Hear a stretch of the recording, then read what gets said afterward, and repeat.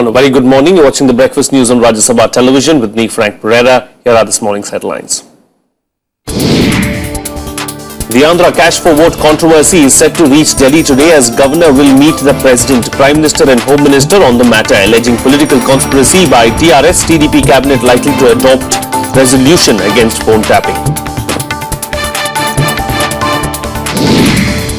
Delhi braces for a fresh tussle over LG's decision to appoint Joint Commissioner to ACB. AAP slams LG's move, questioning his motive.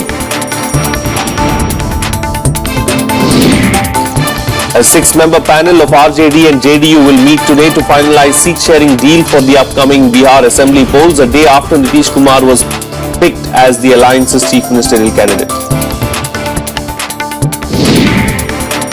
Congress President Sonia Gandhi to chair a day-long meeting with party's 9 chief ministers to discuss the agrarian crisis and highlight the centre's failure to tackle it. And G7 summit ends with stern warning to Russia of stronger sanctions over Ukraine crisis. Greece urged to hurry up on debt deal to stay in Eurozone.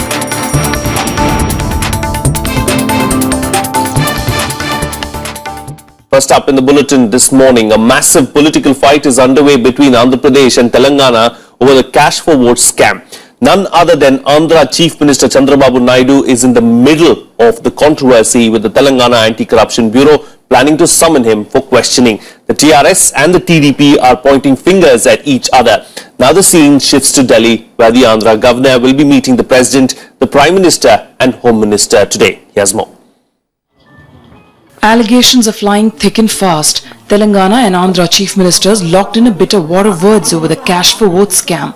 This after an audio tape allegedly with Naidu's voice was leaked. K. Chandrasekhar Rao alleging his Andhra counterpart tried to buy votes in the recently concluded Legislative Council elections in Telangana. Naidu alleging it's a political conspiracy against him.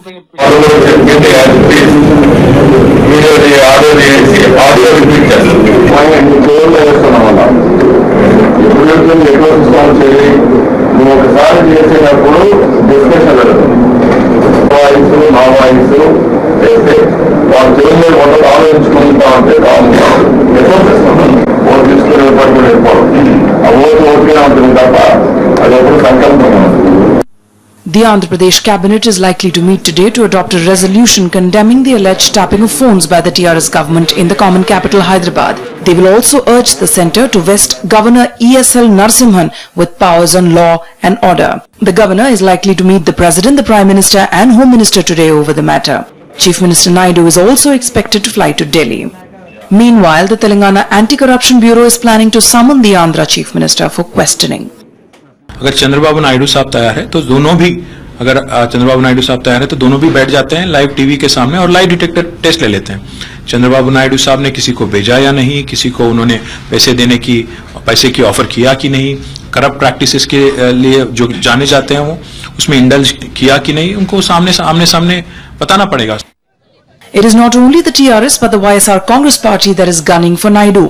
Party chief and leader of the opposition in Andhra Pradesh, YS Jagan Mohan Reddy, will meet President and lodge a complaint against what he says is the TDP's unethical practices. The party also plans to hold protests in the state demanding Naidu's resignation.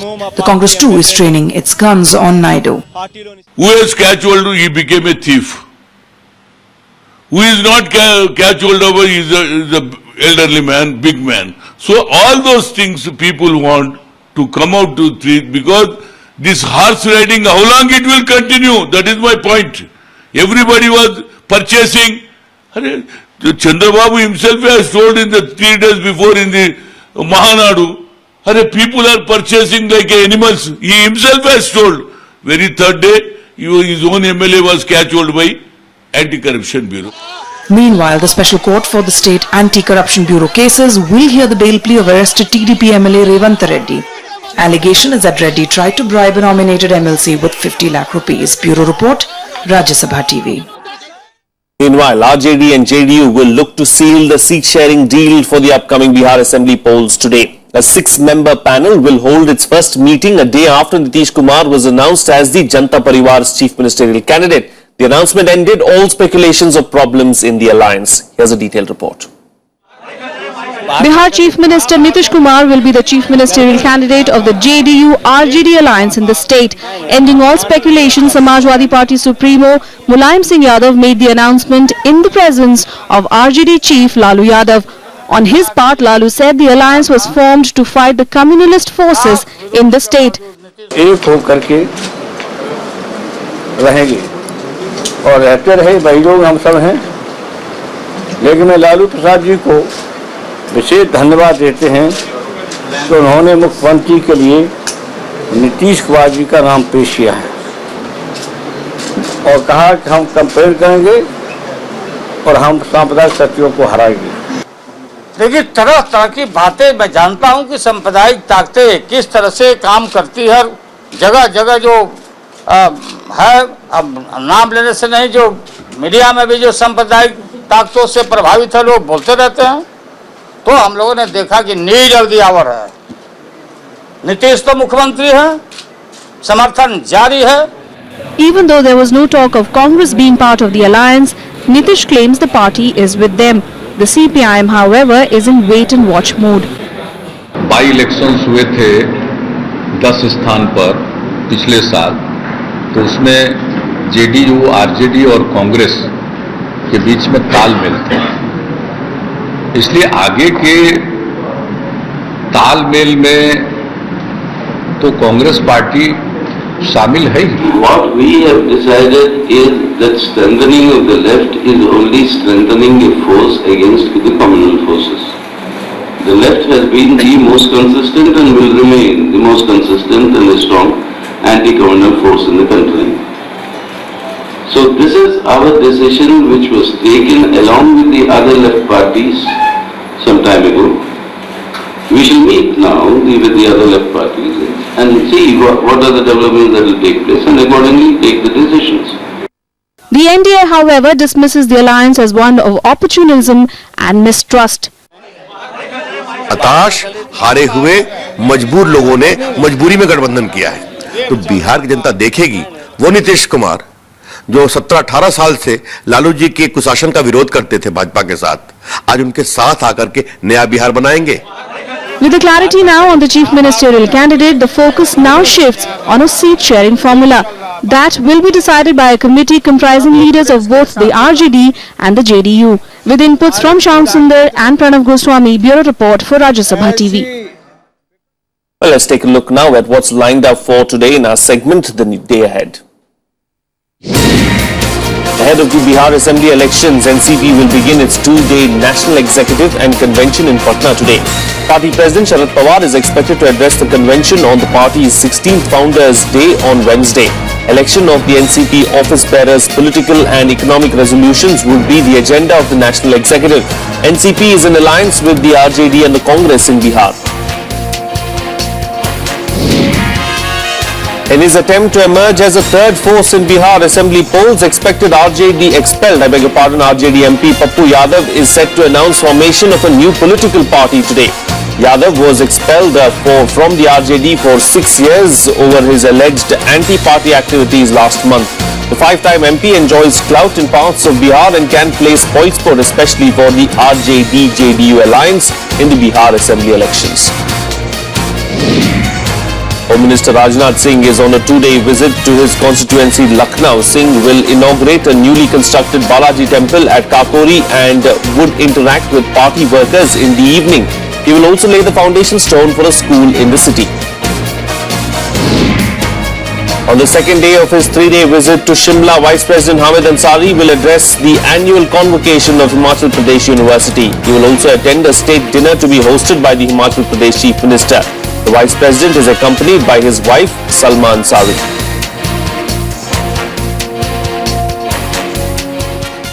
Moving on now, the tussle between the Delhi government and Lieutenant Governor has intensified after Najib Jung appointed a top cop to head the Anti-Corruption Bureau.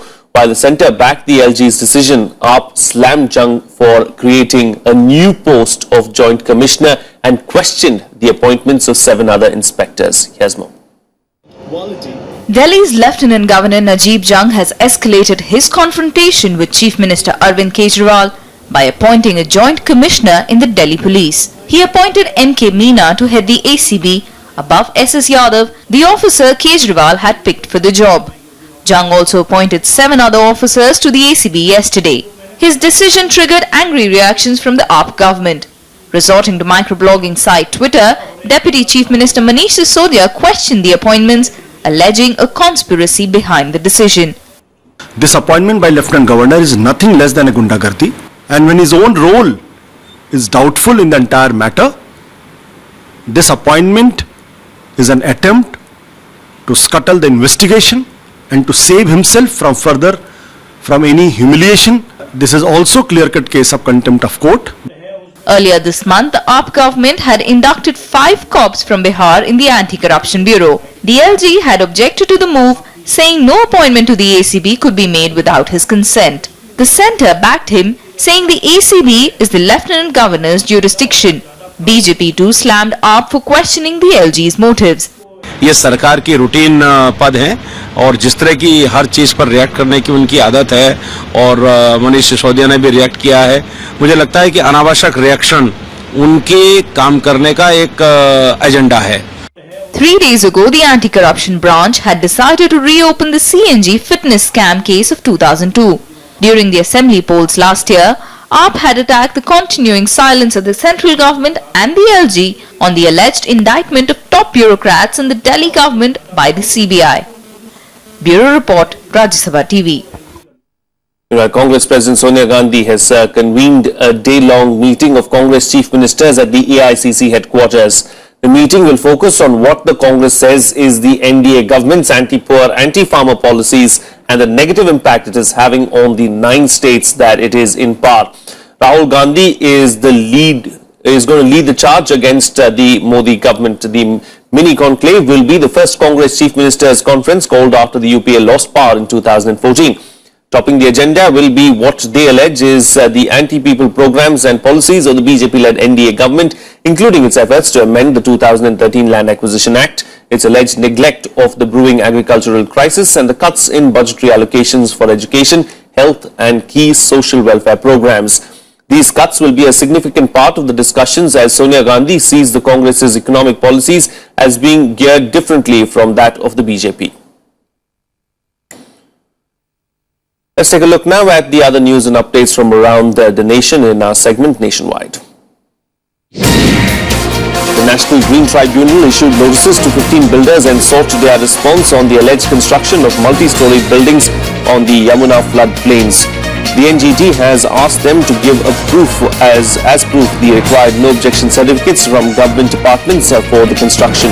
The builders have been restrained from third-party sales and further construction till the next date of hearing comes up on the 28th of July. Some buildings were sealed by the Agra Development Authority last week after questions were raised over the legality of the structures and also whether they had proper sewer lines in place. Maharashtra Anti-Corruption Bureau registered an FIR against former state PWD minister and NCP leader Chhagan Bhujbal and 5 others in a corruption scam.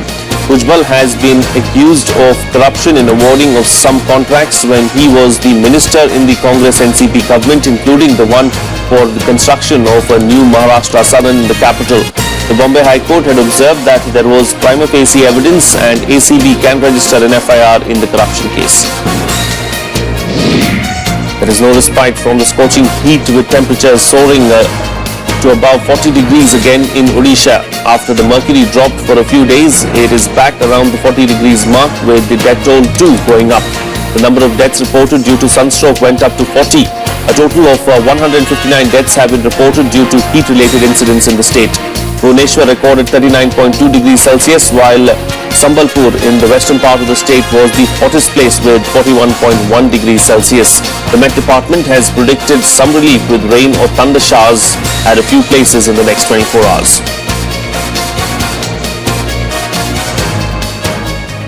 It's time for a short break now, but still to come on the program. As Kurds celebrate Turkish poll outcome, ruling AKP hints at forming a coalition government to preserve stability in the country. That and much more on the other side. Stay tuned, we'll be right back.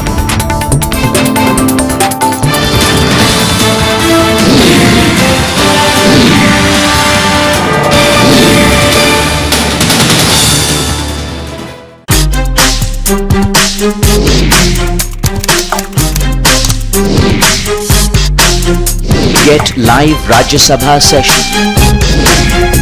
News, views, reports and analysis you can trust on social media. Subscribe, follow, like Rajya Sabha Television.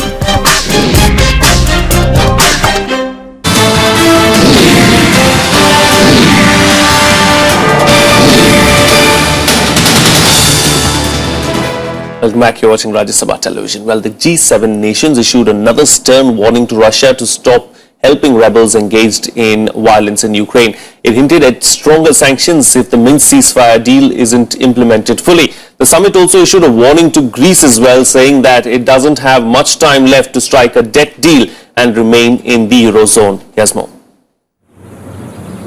The G7 summit in Germany ended with a stern warning to Russia over the Ukraine crisis. The G7 nations had a consensus that Moscow could face stronger sanctions if violence continues in eastern Ukraine. Condemning Russia's move to annex Crimea, the G7 nations called for full implementation of the Minsk ceasefire deal struck in February this year. However, Russia blamed Ukraine authorities of holding the G7 hostage. Our European partners reaffirmed that they will maintain sanctions on Russia until the Minsk agreements are fully implemented, which means extending the EU's existing sectoral sanctions beyond July. And the G7 is making it clear that if necessary, we stand ready to impose additional significant sanctions against Russia. Und wir sind auch bereit, sollte das erforderlich sein, was wir aber nicht wollen, gegebenenfalls Sanktionen zu verschärfen, falls die Lage das notwendig macht. Aber wir sind der Meinung, dass wir alles darauf setzen wollen, den politischen Prozess von Minsk voranzubringen. И тем самым, вот заняв такую позицию, увязав санкции с выполнением, санкции против России с выполнением одной России и минских договоренностей, наши западные партнеры, конечно, стали чем-то вроде заложников украинского правительства нынешнего. The G7 summit also concluded that Greece doesn't have too much time for a debt deal to stay in the Eurozone. Leaders said that Europe is prepared to show solidarity if Greece implements economic reforms. Wir möchten, dass Griechenland Teil der Eurozone bleibt, aber wir haben auch die klare Aussage, dass Solidarität der europäischen Länder und auch des IWF mit Griechenland auf der anderen Seite erfordert, dass Griechenland Maßnahmen umsetzt. La Grèce a renvoyé à la fin du mois de juin le paiement de ses obligations. Donc ça, c'est le délai maximum, mais rien ne nous interdit d'aller plus vite. Choosing to clarify UK's stand on quitting the EU, Prime Minister David Cameron said Britain's plans have been misunderstood. I believe it's in our national interest to try and make changes in the European Union and changes to our membership, and then giving the final decision to the British people, and it will be for them to decide. G7 nations also agreed to strengthen its fight against the Islamic State in the Middle East. It also agreed to wean their economies off carbon fuels and support a global target for limiting the rise in average global temperatures to 2 degrees Celsius compared to pre-industrial levels. The decision comes ahead of the crucial climate meet in Paris later this year. Bureau Report, Rajya Sabha TV. Well, joining me for a chat this morning to talk about the G7 summit is the editor of Hard News, Sanjay Kapoor. Sanjay, thank you for joining me on the program. Yes. Good morning. You know, the world leaders have wrapped up the G7 summit, but, you know, the significant takeaway would be the strong warning that was sent out to Russia and Vladimir Putin in particular for Russia's alleged, aggressive stance over Ukraine. But not just that, Vladimir Putin was barred for the third time to attend the G7 summit. You know, what were the other significant takeaways as far as G7 was concerned? I mean, this is very significant in many ways, barring of Russia from participating and coming together of Angela Merkel and President Obama to say that they will carry on with the sanctions and make it tough till the time, Russia goes back and abides with the Minsk agreement on controlling the areas which are in conflict. But besides that, I think the major focus was also on the climate change. There was also added emphasis on how to control the Islamic State threat. President Obama was very clear that they don't have a full strategy to somehow contain the threat, which is becoming bigger and bigger. And this is despite the fact that in September last year, President Obama said that they will work harder to diminish and degrade Islamic State. But if you look at how it has happened since the time he's made this announcement, the territory under Islamic State has grown 3 to 4 times. I mean, they are under control almost of half of Syria and large part of Iraq also. And to hear the point of view, leaders from Iraq and also from Nigeria was there, because you have another mutant of Islamic State, Boko Haram, ravaging Nigeria. Almost 15,000 people have been killed. And that shows how serious, of course, these nations really are as far as threats from Islamic militants are concerned, isn't it? Because the heads of state of Nigeria and Iraq were both there. Of course, Iraq is facing a major problem from ISIS in that country, and in Nigeria, it's the Boko Haram that's creating havoc or wreaking havoc. So it sends out a strong message, doesn't it? Surely. I mean, it also shows that many of these societies are in such a miserable shape that there is attraction for the Islamic radical ideology. There's something that's really gone wrong. And also because of, if you look at how the West has gone about treating the global war on terror, how they have actually countenanced Arab Spring. Look at what they did in Libya, look at what they did in Iraq. All the new reports which are coming in from the US about the leaks which have taken place, the manner in which, the threat was looming, and I don't think the Western countries actually did very much except to look the other way, and it allowed it to rise. So it is not such a black and white reality. There are so many different shades to it.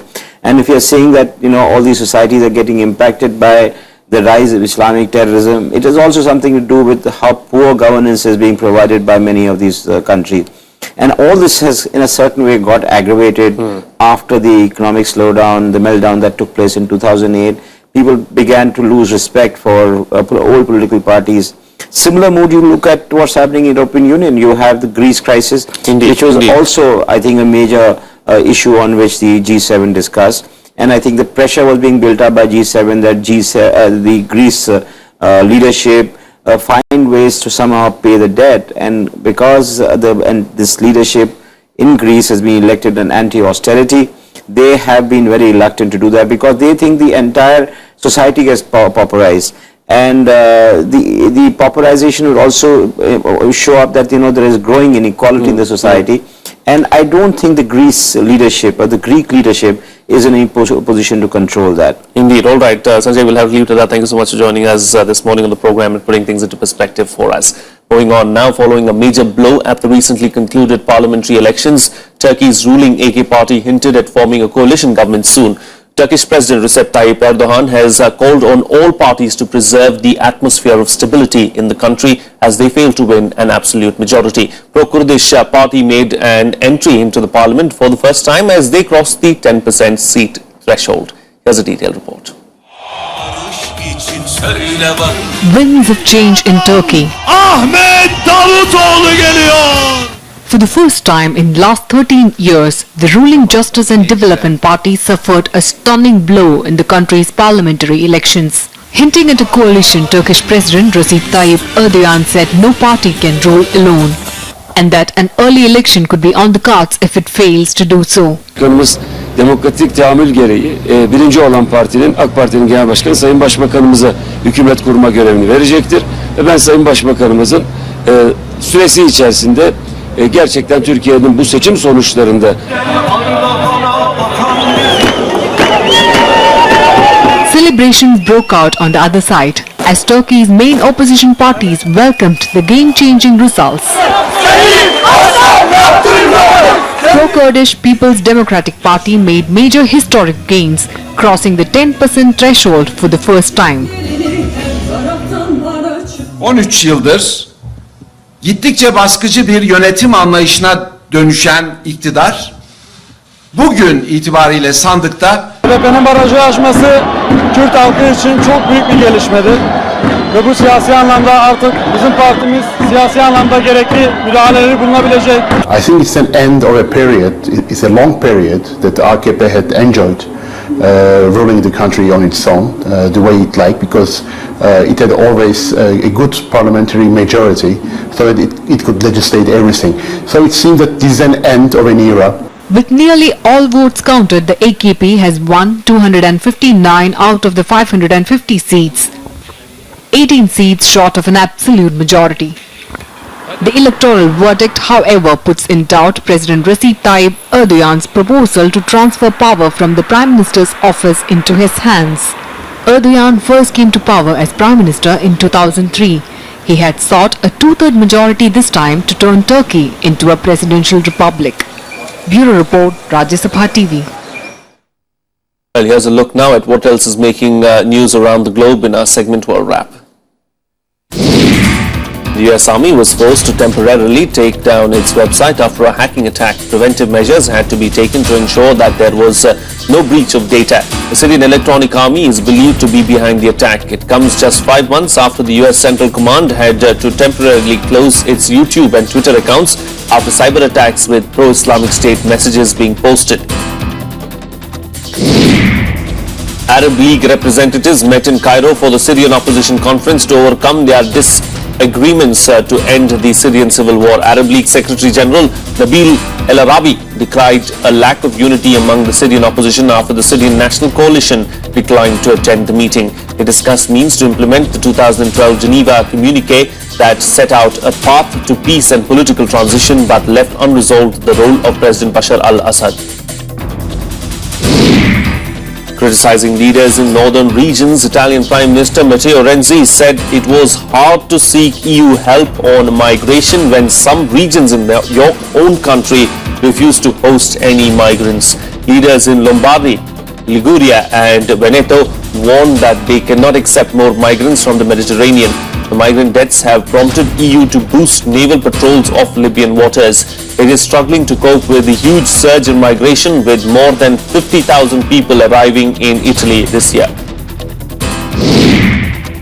Apple has revealed its new music streaming app, Apple Music, to challenge Spotify, Tidal and other music apps in the market. The new app combines a streaming song and music video library, an internet radio station and a way for tourists or other artists to share unreleased tracks and other material.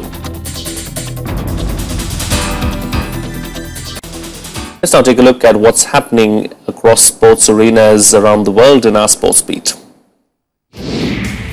Ahead of the one-test match between Bangladesh and India starting tomorrow, the Indian cricket team held a practice session in Dhaka. Virat Kohli will captain the side for the test match, which will be the first between the two sides since January 2010. The teams have faced off in 7 previous test matches, with India winning 6. One test ended in a rain-affected draw. Argentina, Paraguay and Ecuador's teams have reached Chile ahead of the Copa America Championship that kicks off on Thursday. Argentina impressed in the lead-up to the tournament, with Sergio Aguero's scoring a hat-trick and Angel Di Maria a brace in their 5-0 demolition of Bolivia. Argentina is placed in Group B with Paraguay, Jamaica and Uruguay. It is hoping to win its first Copa America title in 22 years. Ecuador will play Chile in the opening match. South Africa's Paralympic champion Oscar Pistorius is set to be released from prison on parole in August after serving 10 months in jail. He was convicted for culpable homicide in the killing of his girlfriend Riva Steenkamp.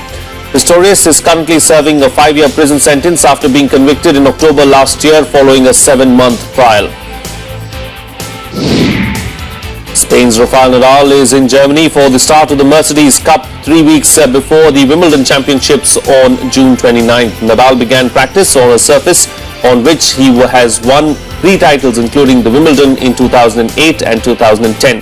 Nadal's run of 9 French Open titles in 10 years was ended in the quarterfinals by world number 1 Novak Djokovic of Serbia last week, which has seen Nadal drop down to 10th in the world rankings, his lowest position in 10 years. That's it on this edition of the Bulletin. Have a nice day.